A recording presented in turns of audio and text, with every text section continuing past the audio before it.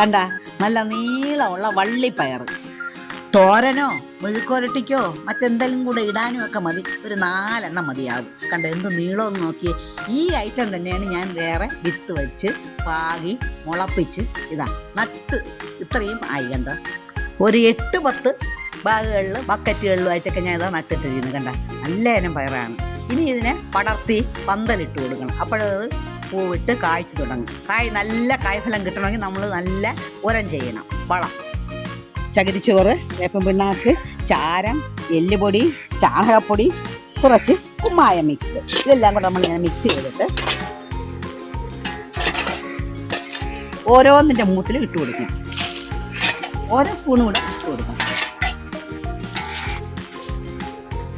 ഇതുപോലെ ഇട്ട് കൊടുത്താൽ 100% വിളവ് ഉറപ്പായി കിട്ടും.